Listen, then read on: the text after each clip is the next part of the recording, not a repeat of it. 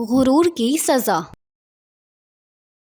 12 سالہ ماہین 7ویں کلاس کی طالبہ تھی اور بہت ذہین لڑکی تھی۔ اپنی ذہانت کی وجہ سے پورے خاندان میں اسے ایک نمایاں حیثیت حاصل تھی۔ ماہین اور اس کے چاچو کی فیملی ایک ہی گھر میں رہتے تھے۔ اس کے چاچو کی 2 بیٹیاں تھیں۔ بڑی بیٹی ماریا جو کہ 14 سال کی تھی، پڑھائی میں کمزور ہونے کی وجہ سے فیل ہو گئی تھی، اس لیے وہ اپنی چھوٹی بہن ندا اور ماہین کی ہم جماعت تھی۔ ماریا، ندا اور ماہین ان تینوں کی آپس میں گہری دوستی تھی۔ ماہین ہر لحاظ سے بہت اچھی تھی، مگر پڑھائی میں ہمیشہ اول آنے کی وجہ سے وہ بہت مغرور ہوتی جا رہی تھی۔ جب بھی وہ دیکھتی کہ ماریا یا ندا کو ان کی امی پڑھائی کے معاملے میں ڈانٹ رہی ہیں تو وہ خود پر فخر کرتی اور ماریا اور ندا کو خود سے کمتر سمجھتی۔ ان کے اسکول میں ہر ہفتے ٹیسٹ ہوتے تھے اور ماہین کے نمبر ہمیشہ اپنی کزنز سے زیادہ آتے تھے۔ اس بار بھی جب مس نے سب کو میتھس کے ایگزام کا بتایا تو ماریا اور ندا نے اسی دن سے ٹیسٹ کی تیاریاں شروع کر دیں۔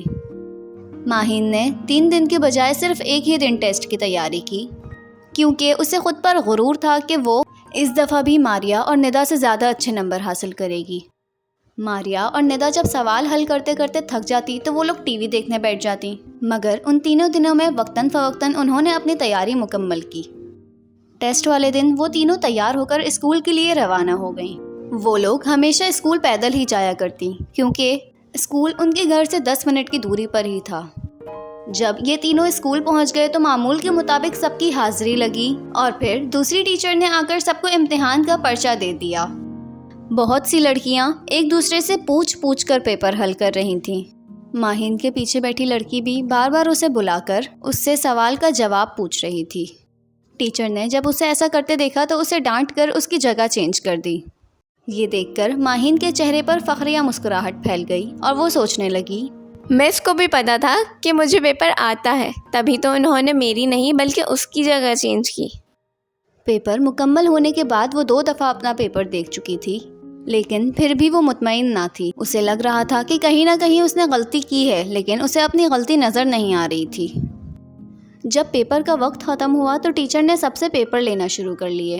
ماہین نے مغرور انداز میں سوچا کہ میرا پیپر بھلے جیسا ہی ہوا ہو، مگر ماریا اور ندا سے تو اچھا ہی ہوا ہوگا۔ جب اس نے سوال دیکھنے کے لیے کاپی کھولی تو وہ ایک دم سے چونک گئی، کیونکہ 3 تفصیلی سوالات میں سے 2 کے طریقے اور جوابات دونوں ہی غلط تھے۔ اتنے میں اس نے دیکھا کہ ماریا اور ندا چہکتی ہوئی اس کے نزدیک آ رہی تھیں۔ انہوں نے آتے ہی خوشی سے بتایا کہ ان کا پورا پیپر بہت اچھا ہوا، بس ایک سوال چھوٹ گیا، باقی سب کچھ کر کے آئے ہیں۔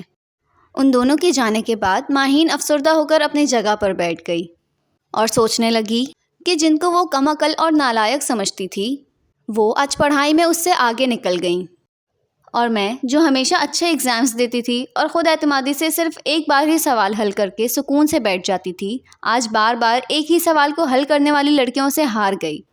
اسے احساس ہوا کہ ہمیں کبھی بھی خود پر غرور نہیں کرنا چاہیے اور دوسروں کو خود سے کمتر نہیں سمجھنا چاہیے۔ کچھ ہفتوں بعد جب امتحانات کا رزلٹ آیا تو ماریا کے نمبر ندا اور ماہین سے زیادہ آئے تھے۔ ماہین نے آگے بڑھ کر خوش دلی سے ماریا کو مبارکباد دی اور اس دن کے بعد سے وہ تینوں ہمیشہ مل کر پڑھائی کرتے اور ایک دوسرے کی پڑھائی میں مدد کیا کرتے۔